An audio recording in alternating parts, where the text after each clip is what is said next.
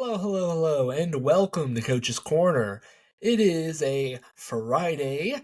Thank God it's Friday, the 21st, and we are back with a brand new episode of Coach's Corner, trying to work out kinks here in the setup, trying to figure out how to really get my microphone to work, but we finally got here. We finally figured it out, and we got some good news topics to talk about. Since we did miss yesterday, we were able to kind of get some news happening, and there was a lot of stuff that happened from there to now. A concert took place, which pretty much danced all over the grave of a certain big artist. There was a reason why Michael Jordan made his case as the GOAT, and actually some stuff that came out that was trying to disprove that. But yesterday, I think we got a pretty good argument for why he's the GOAT still. And what we're going to start off with is a barrier of entry is very low for a certain position, and that is NBA head coach. NBA head coach apparently is a very, I'd say, simple job to get into right now if you manage to dribble the ball on an NBA court. There is a podcaster who is now the Lakers head coach, JJ Redick, has been named the Lakers head coach. I don't know how many coaches this has been since LeBron has been there, maybe 3 or 4, maybe 5, who knows. But we now have confirmation that he is going to be the next head coach. He signed a 4-year deal, and it's funny because we go back to Shams versus Woj, which is kind of a hot topic all the time, it feels like. And Shams gets to take the last lap on Woj right now because he had this story 2-3 weeks ago before the Dan Hurley news came out. And now JJ Redick is officially the Lakers coach, and so Shams can, wave his flag, yeah, we're here. And so brutal for Woj, but regardless, the Lakers made a decision for a new head coach, and frankly, I think it's terrible. It's a terrible decision, not on the Lakers' part per se, but on JJ Redick's part. And it's one of those things. If you're going to get a head coaching job, doing it with the Lakers isn't a bad thing, but for your first time and also for a LeBron-led team and to just never have coaching experience, because, that's kind of I think it's a proven track record that it doesn't go well for the most part unless you at least take your lumps as an assistant coach. If we look at Joe Mazzulla, he never made it to, the NBA level as a player, but he was a former college player and he worked his way through the assistant ranks.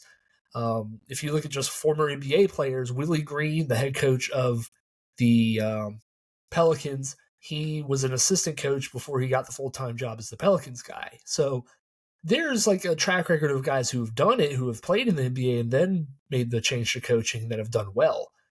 But I think of guys like, Chauncey Billups. He's the Portland Trail Blazers head coach. He hasn't been close to a winning season. Obviously they're rebuilding, so it's a little tougher for him.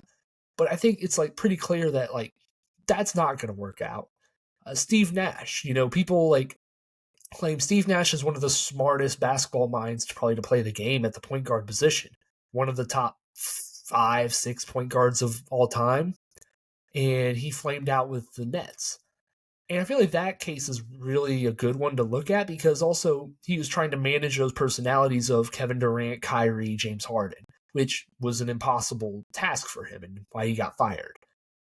And so JJ Redick is doing that. He's going to go do that same thing with the Lakers.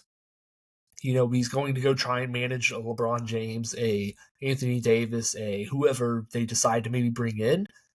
JJ Redick now has to deal with that. And like I said, he hasn't been a coach, so he hasn't. Although he's very smart and analytical in the way he talks about basketball in the media, talking about basketball and coaching basketball are two very different things, just vastly different, issues. And so he's going to do that. And it's weird because I liked JJ Redick when he first came into the space and he brought some insight. It's clear he knows what he's talking about, X's and O's, but there, I think, was a turn, when he started to really get that kind of gas up on ESPN. We started being on First Take and, this, that, and the other, where he kind of turned, in a way, heel, kind of how he did in his Duke days. And, I'm going to try and hang up jerseys here. The Duke jersey is Marvin Bagley, by the way.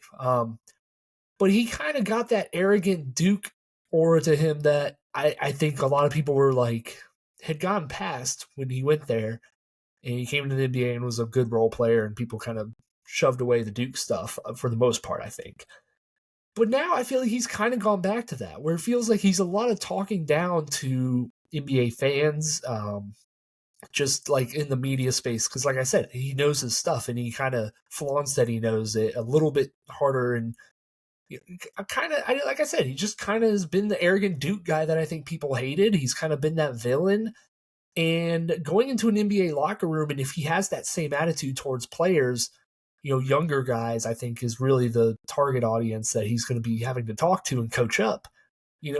Will that translate? I don't know. It's one of those, I don't think an arrogant coach can really work that well. Now, you can have a confident, you can have a brash coach, you can have like a guy that's, full of himself, but like pushes his guys in a positive way. I don't know if arrogance is the positive, hard coaching style that players need, especially in the NBA, especially in this day and age. So leaving the microphone behind, I think, is going to be a mistake for him. I would be shocked if he ends up lasting 5 years. If he makes it, throughout his entire contract with the Lakers, I'd be genuinely shocked if he made it there. So good luck to JJ Redick. I don't know if it'll work out for you, bud, but we'll see how it goes. And, continuing with the NBA news, I feel like we go from one GOAT with LeBron in the debate of GOAT. We go from one guy to the next, and I don't think it is particularly close now. I feel like this move that happened yesterday really opened my eyes to another side of the argument that I don't think is made as often as it should be for Michael Jordan. And that's just how inept the Chicago Bulls are. How idiotic of a franchise and how much of a joke of a franchise they've been, past Michael Jordan, because it's not good. It's you look through the 70s Bulls, they were bad. Like, they had Artis Gilmore, but they were bad for the most part. Early 80s, they were the cocaine circus or whatever, the cocaine carnival. Either way. Then Michael Jordan comes in 84. All of a sudden, 6 championships later, they are regarded, I think, as one of the best, I wouldn't say best franchises ever, but like up there, it's like, when you look at accomplished franchises, the Chicago Bulls are probably in the top 5 or top 6 or whatever, top list you want to say. The Bulls are in there because they won 6 championships and didn't lose any under Michael Jordan. And then he leaves, retires, whatever. And all of a sudden, the wheels fall off again. They go through these rebuilding phases. They make these little surges with Ben Gordon, with Derrick Rose, Joakim Noah, Jimmy Butler. They make these little surges, these little playoff pushes. And you're like, yeah, the Bulls aren't that bad.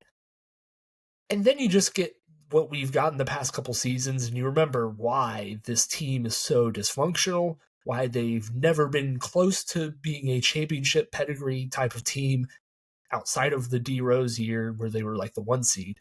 You kind of understand why they are kind of a joke outside of the Michael Jordan years, because they made a move yesterday that was so head scratching.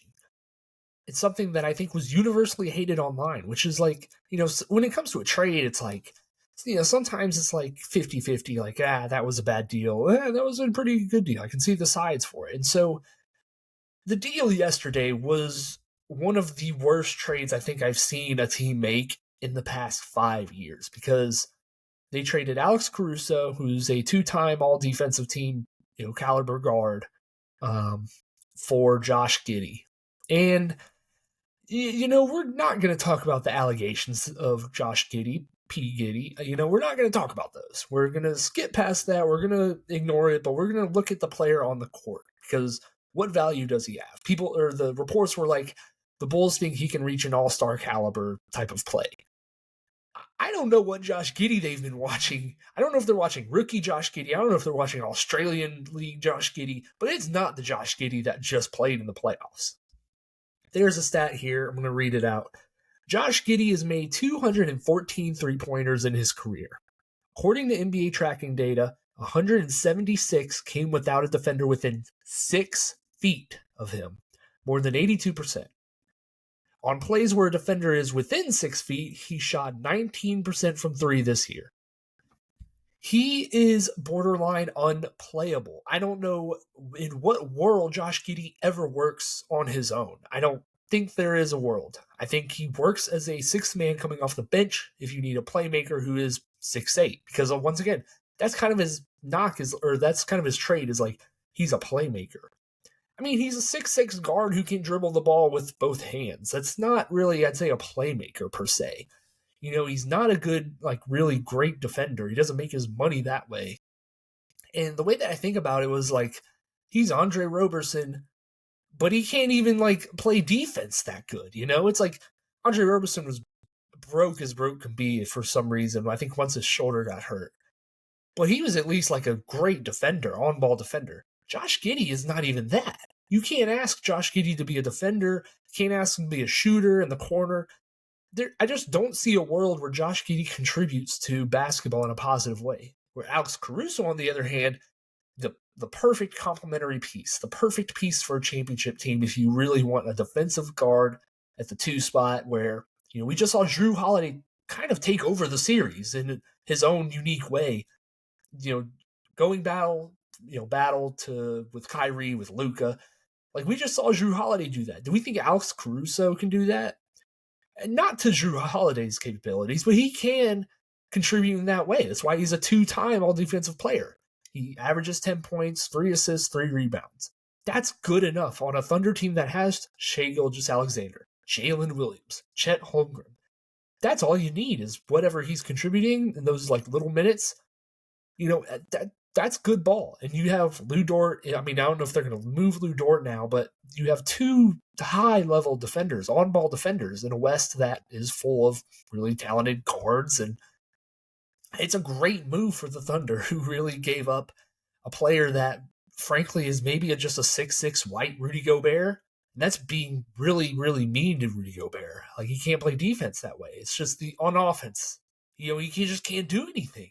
Like, he can't do anything to affect you winning games. And I think it just is another step in seeing why the Chicago Bulls are the franchise they are. They just want to hover around the play-in, and they're okay with selling fans on that, and fans are okay with eating it sometimes. It's because there hasn't been a meaningful change in the franchise, in God knows how long, because they're just in this hamster wheel of mediocrity, and it is just a shame to see a Chicago Bulls team that was, the team of the 90s is just a joke of a franchise. And like I said, strengthens Michael Jordan's case for being the GOAT. I'm just saying. And so we wrap up with something I wanted to talk about because it touched on how much I enjoy hip-hop a couple days ago, how the Drake-Kendrick beef kind of has ignited this year, this golden age, or the golden year of, rap that we'll remember 2024. And we just got an exclamation point on Wednesday night. That was unbelievable. And I'll be the first one to admit, I'm online too much. I probably my screen time does not look good, and I'm not going to share it because I'm not going to out myself. But just know it's not good. It's not great. But there are a few events where I feel like everyone universally is on their phone and or watching a live stream, whether it's a live event, whether it's like a sporting event, I feel like a lot of people unite for, or something like during the pandemic, The Last Dance, when there were no sports on and we all kind of had this one event that everyone kind of came to watching. I mentioned Game of Thrones or House of the Dragon, like those type of shows are that good where everyone on the timeline is watching it at once. And we had a concert that happened in Los Angeles that was that way. Like I said, I mentioned the Drake-Kendrick beef. Not going to give you the whole history. It's out there in the world. You can find it. But 2 biggest artists in the genre, in the world, probably going at it. And one mocked up the other. Bad. So Kendrick, decides he's going to put on this concert in his, like I said, native home of Los Angeles. Puts on just an unbelievable show. Just really kind of shows the gravity of the type of artist he is.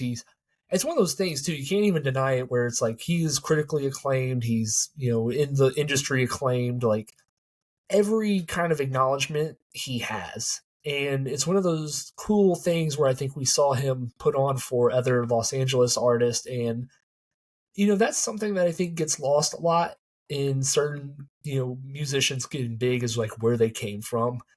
Because, you get a little bit of that fame and all of a sudden, you're bigger than Los Angeles. You're worldwide. But then you have those guys that I think do really kind of still stand up for their city. And this is just in every genre, not just hip hop. This is like every rock band, where they come from or whatever, whether it's like Nirvana from Seattle, like, these certain bands, have that background where they come from, where they kind of just keep riding with it. And it was just a really cool scene that I feel like more artists should kind of want to, aspire to be, is like this kind of hometown hero where like, yeah, people love you outside of where you're from. And, that's why you reach the successful levels you do. But in the end, you still come back from that background. Like, it's just one of those cool things that I think we saw on display where it's just 40 guys that are from Los Angeles on stage dancing with you about this song that you basically dissed the other biggest artist in the world about, and called him a lot of names for starters. And so it's just, I don't know, it was a cool reminder that where you come from is cool. Where you come from does mean something. And, whether you do want to like openly rep it, I think there is a place to do that. And yeah, just ride from where you're from sometimes. That's it's just kind of a cool thing. Like, I will, I won't say that I love Atlanta, like the city, like living in it, like it's a lot of traffic. I'm not a big city guy, but I do love where I come from. I do love the South. I love Atlanta. I love like just this area is just like, I will hold this dear to me. And like, it's just something cool that I think it can be, seen through that concert that he put on for 20,000 people that were in the stands to really support him and his area. And like I said, you ride for your people, they ride for you. And Kendrick Lamar did that to the highest degree, and he'll probably continue to see the great success he has and continue the conversation of him potentially being the greatest of all time in his genre. So just kind of me tipping my cap to him. It doesn't mean much, but it's still, well, like I said, I feel like it needs to be said as something pretty cool and special to witness, collectively as everyone online. Like I said, online too much, but sometimes it pays off for seeing something as cool. So that'll do it for me. I feel like that's a good way to wrap up the week, just kind of touching on a couple NBA things. Hopefully we'll get some good news over the weekend, talk about on Monday. And we'll see where where this goes. I'm trying to remember if there's any big events that are happening. I mean, outside of the Stanley Cup playoffs, I'm not. It's one of those things I don't want to I don't want to talk too much about hockey, mainly because I'm just not a familiar fan, and I don't want to be the guy that's like a hockey casual, like ESPN kind of pretends to be hockey people. Like, we'll see how maybe that series ends. We'll maybe talk about Connor McDavid legacy. Maybe if he ends up winning this, we'll see how that goes. But other than that, I can't imagine, the news stories will create themselves, and we'll talk about them on Coach's Corner next week. So with all that being said, I am your host, Lucas Kochevar. As always, make sure to check out the podcast on YouTube, wherever you do listen to your podcast. Maybe on TikTok, we're going to try and put out some clips. We're trying to figure out ways to market this to more than the 4 people that listen, but without a doubt, I do still appreciate anyone that does tune in, anyone that decides to come in and hang out with me, just talking in my room to myself. So once again, thank you for a good week. I will see you guys next week. Goodbye.